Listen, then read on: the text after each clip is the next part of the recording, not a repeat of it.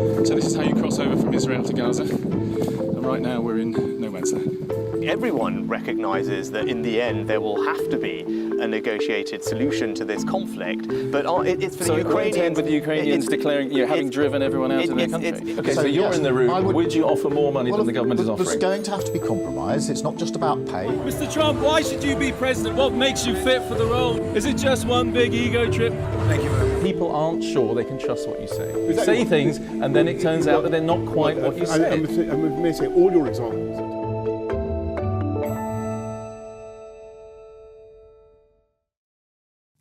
My name's Andy Bell, and I've been a journalist for over 30 years. In this podcast series, How Did We Get Here?, we bring context and understanding to a big story in the news by talking to people with real insight. This week, chronic staff shortages, long waiting times, and of course strikes. We know that the NHS is in a bad way. So how do we fix it? Is it just a question of more money beyond the £160 billion a year we spend already? Or is the answer another round of organisational reform? Or, after 75 years, is the National Health Service no longer fit for purpose? Is the model of a universal service free at the point of use, paid for out of general taxation, sustainable anymore? To answer those questions, how about someone who's done the job of Health Secretary and has spent decades in health policy? Step forward, Alan Milburn, Health Secretary under Tony Blair. So Alan Milburn, thanks for coming in to talk to us. Health Secretary 1999 to 2003. It was indeed. You ran the health service then. How do you compare the service now with how you experienced it then? Well, it was in some difficulty then. There were long waits for treatment. Most of the NHS hospitals had been built before the NHS itself was created, so they were pretty ancient, and you had staff shortages and all of that sort of stuff. And a bit of a sense of fatalism that it was always going to be like that. And I think, in good part, we managed to turn that round. And certainly on waiting lists, it went pretty well. You know, we got the waiting times down from over 18 months to a maximum of 18 weeks. It took several years. Wind forward 20 years to today, this is undoubtedly, I've been around health policy far too long, 30 years, this is the worst crisis that the NHS has ever faced, because it's no longer one thing. It's no longer waiting times, waiting lists, but there's a mental health crisis in the country. You've got the hangover of COVID. You've got the unknowns of long COVID.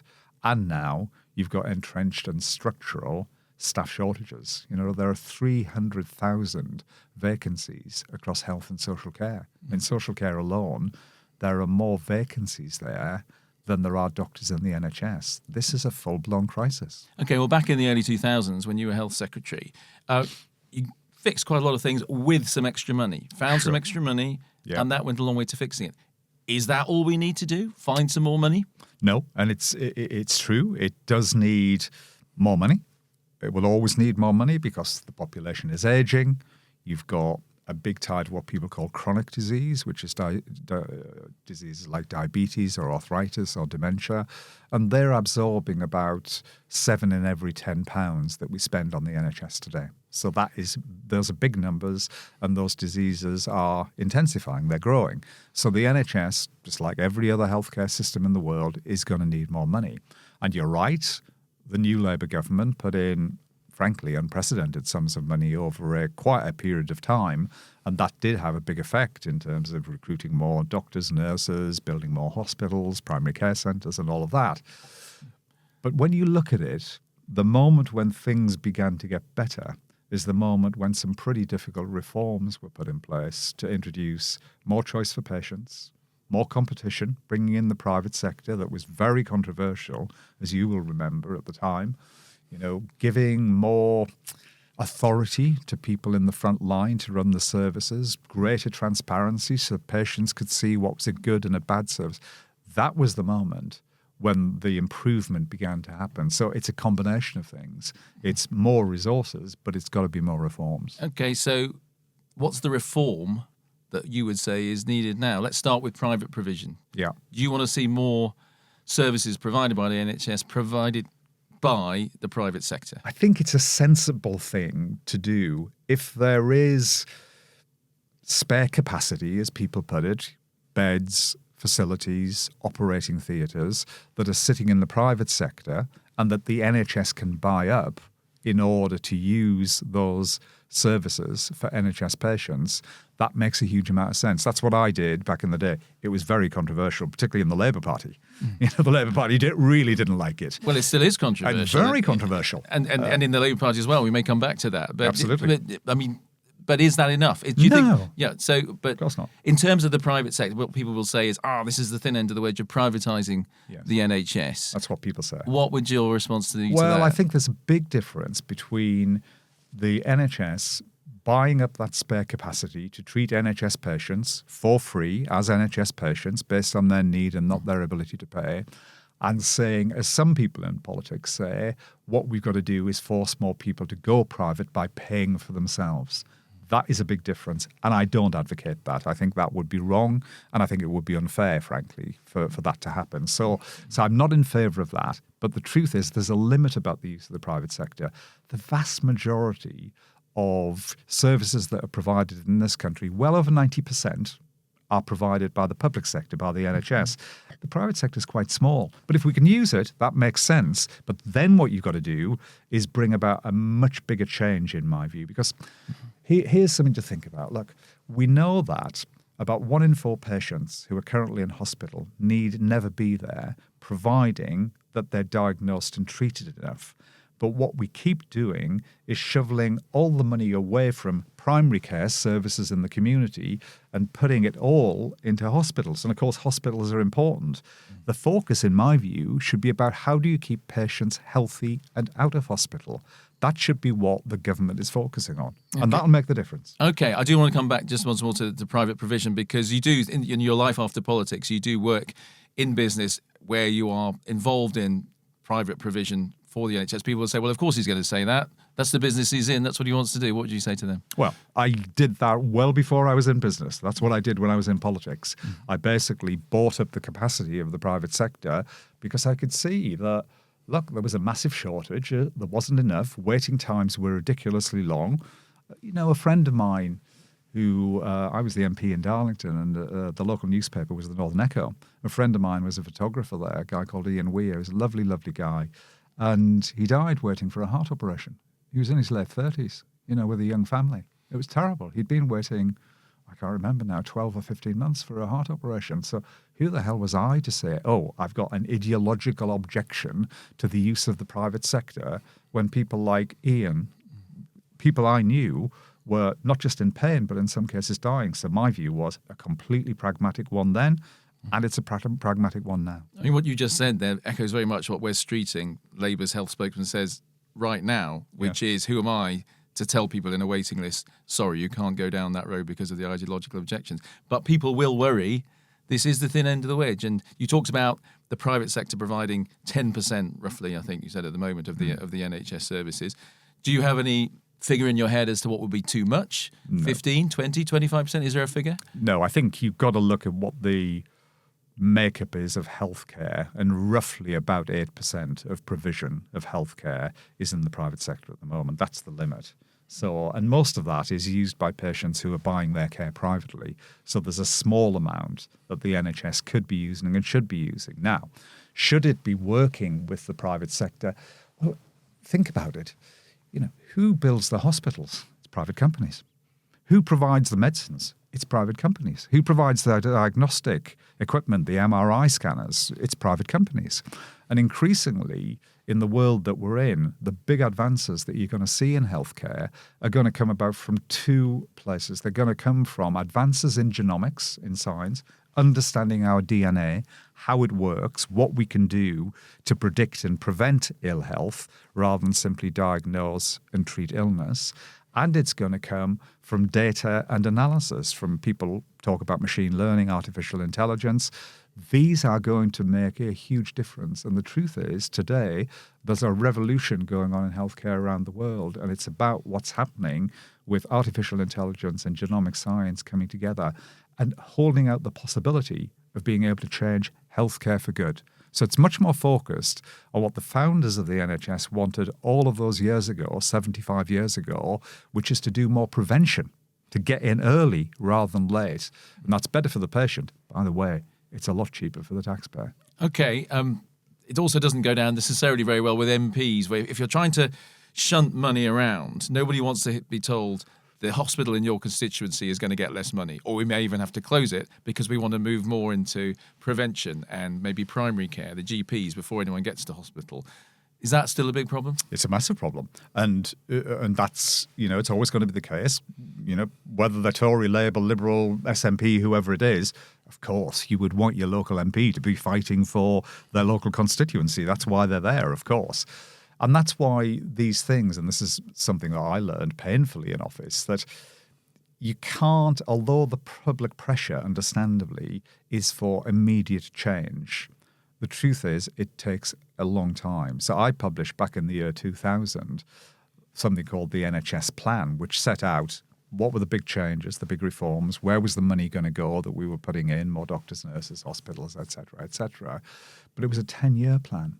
And the reason it was a 10-year plan was because I'd worked out a simple thing, which is that however hard I worked and however hard people in the system worked, it was going to take a long time to shift the balance of care.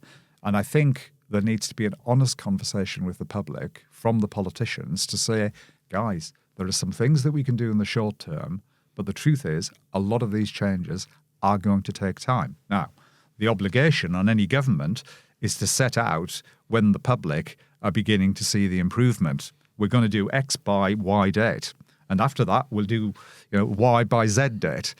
That's the deal that has got to be constructed, if you like, between the politicians and the public. And the other massive issue for the NHS, we've talked about prevention and coming into hospitals, trying to get people out of hospitals with social care. Presumably, do you see those as inextricably linked again, and you've got to tackle the social care problem? 100%. They're two sides of the same coin.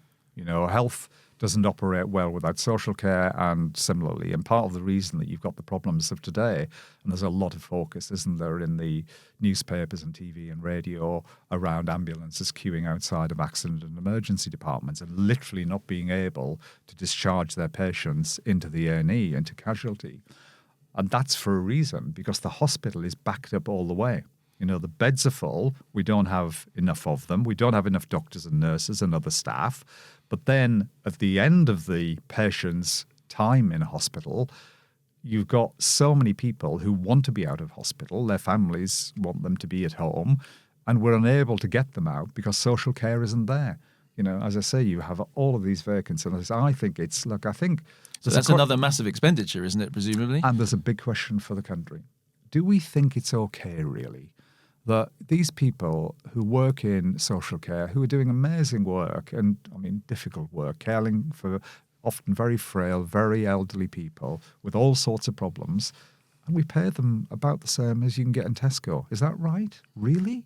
Is that right? So I think we need to have a conversation as a country about what's right. And in my view, there is a minimum wage.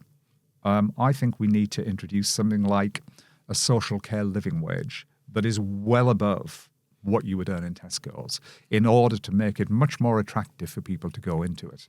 And until we do that, we're going to have a really big problem because after Brexit, of course, we've lost a lot of people.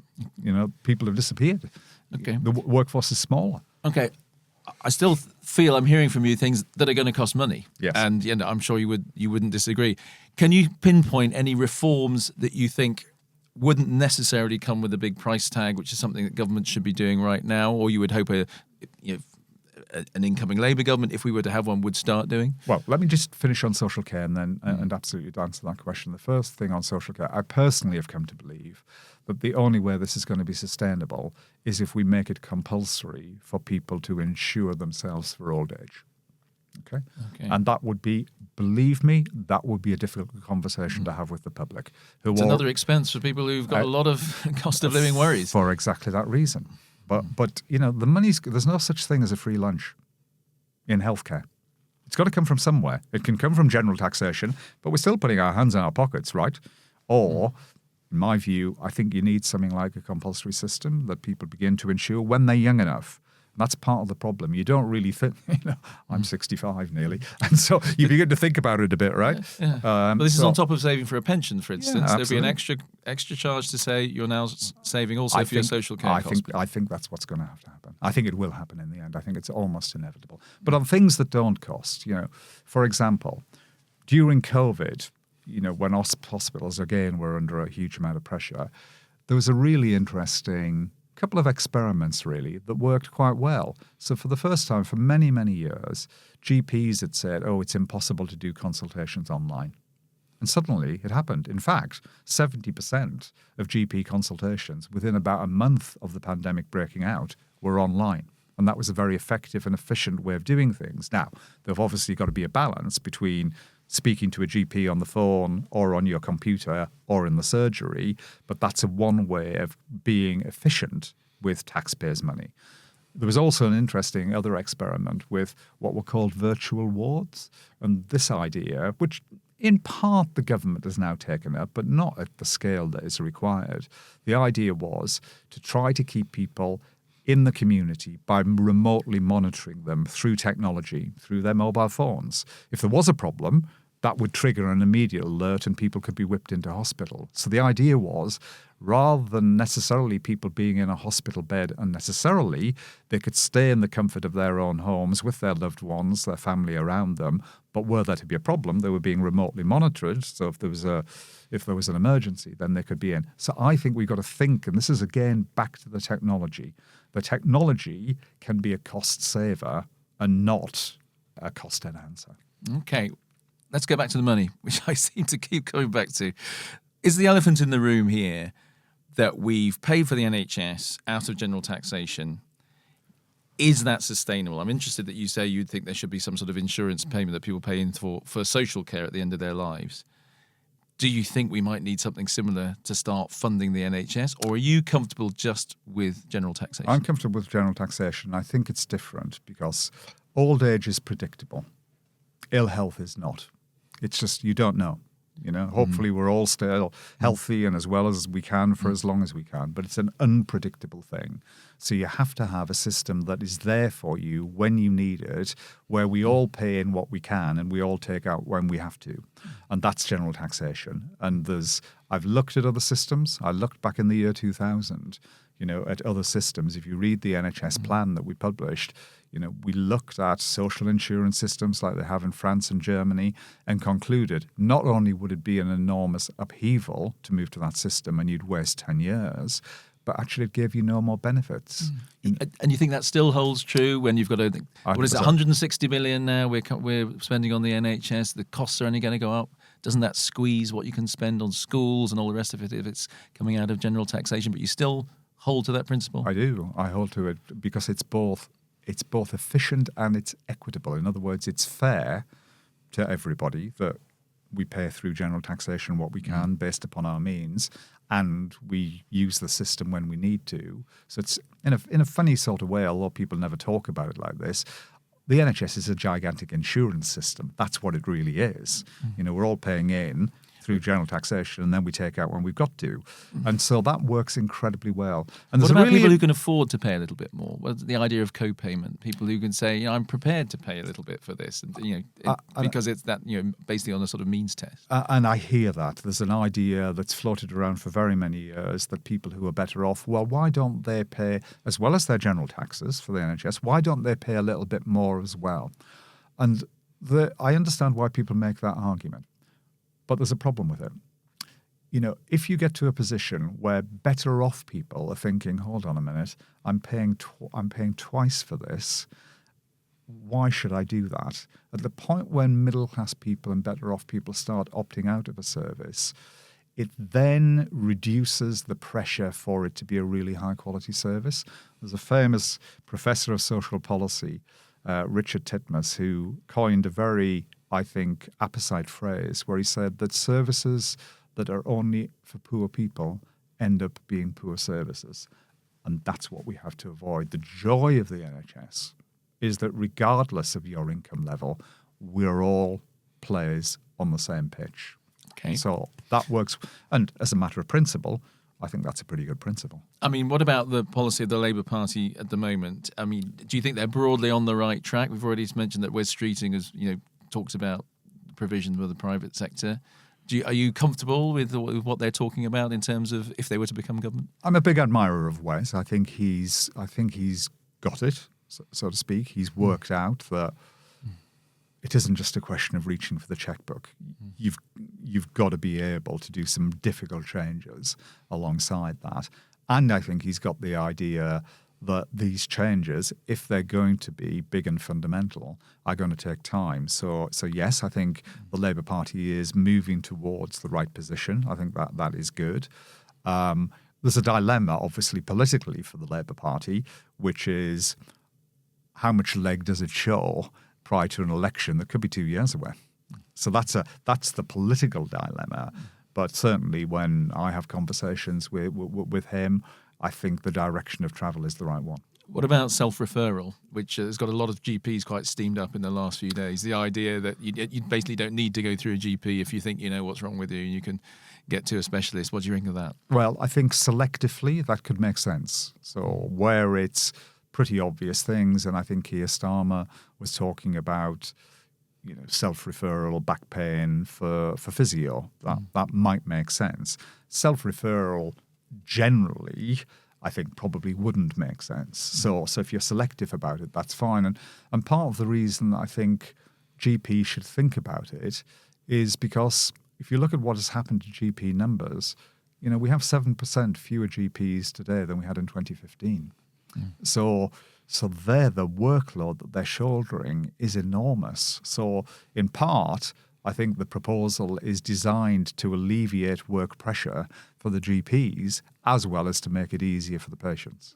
I mean, from what you can see, is there much of a difference then in terms of what a Labour government would do with the NHS than what has been happening at the moment? Presumably they'd just find a bit more money, they'd sort of pursue some of the reforms you're talking about, maybe try and do something about social care. Is there much of a difference? Yes, I think there's quite a fundamental one, actually, which is and I'd put it like this. First of all, I think the Labour Party quite really recognises the reality, which is that there is a full-blown crisis in health and social care.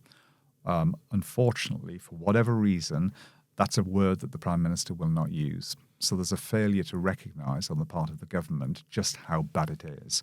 And the recognition's important, because unless you recognise the problem, you're then not able to address it. So point one of difference. Point two of difference, for perfectly understandable reasons, the government, because it's in deep trouble, is focused on the short term. What can we do before we get to a 2024 general election? Rishi Sunak's 5 pledges.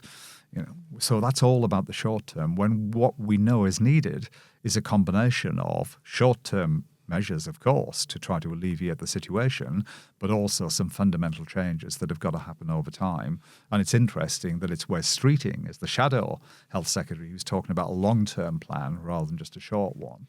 And the third thing is this is the thing that is in some ways such a bizarre conundrum, because you were talking about my time, Andy, in healthcare. And the truth is, a lot of the things that I did were very controversial inside the Labour Party. They were really about introducing market mechanisms into the NHS, choice for patients, more competition, all of these things, in order to get the system really moving and focusing on the things that it needed to be focused on. And here's the conundrum. Over recent years, those policies, those levers, if you like, of change, of choice and competition have gone down, not up. And I think the reason for that is that the Conservative Party are terrified of being called the party of healthcare privatisation. And it's a bit different for the Labour Party, because the Labour Party created the NHS. So it's a bit more, I think the public think, almost by instinct, the Labour Party is more a pro-NHS party and a bit more trusted on the NHS. So do you think that means the Labour Party should go further on choice and competition within the NHS? I do. Yes, I do. And I think personally, the idea of patients being able to choose their hospital, I think, is one that I introduced. So you could look around and you could say, hold on a minute, the waiting time over here for a cataract operation is 8 months, but at this hospital, maybe 20 miles away, it's 8 weeks. And if I can get there, why shouldn't I be able to go? I think that's a really good policy. People might say, well, you should be aiming for all the hospitals to be providing this great service, so you shouldn't have to choose. Of course. And of course, that's exactly what should happen. And everywhere should be as good as everywhere. But it doesn't, does it? The NHS, just like every other enormous institution, it's a bit of a mixed ability class. Sometimes for good reasons. Sometimes waiting times are longest because demand is higher in a particular area. But that shouldn't have an impact on the patient. The patient should be, it's their service. It is what it says on the tin. It's a public service. It belongs to the public. And the public, therefore, should be able, in my view, to choose. So I would like to see that go much further. I mean, we'll see whether Keir Starmer wants to go down that road, but we know already, for instance, Diane Abbott, when she I think tweeted saying, we know what this means when the Labour Party starts talking about reform of the NHS, and she implied this was at the thin end of the wedge and all the rest of it. There's still a problem. You say the Labour may have more latitude because they founded the NHS. Still within the party, there's going to be a lot of opposition to the sort of thing that you're prescribing. Well, that's always it was the case then. It's the case now. But the truth is, what I'd urge someone like Diane to take a look at is just look at the outcome. Look at what happened when Labour got the right combination of resources and reforms going in.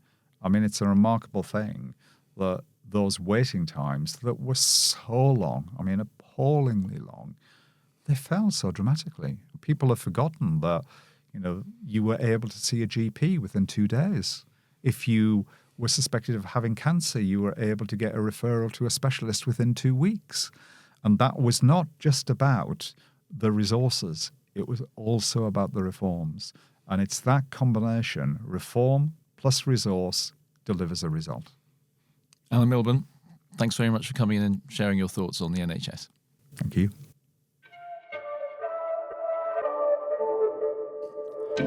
Alan Milburn, still a believer in the NHS, but clearly signalling he wants the Labour leadership to go further on choice and competition. And that idea for insurance for social care in old age. Plenty of food for thought there. I hope you've enjoyed this edition, and please share, rate and review. This is a Channel 5 podcast produced by Silvia Maresca. Thank you for listening to this edition of How Did We Get Here? There'll be another along soon.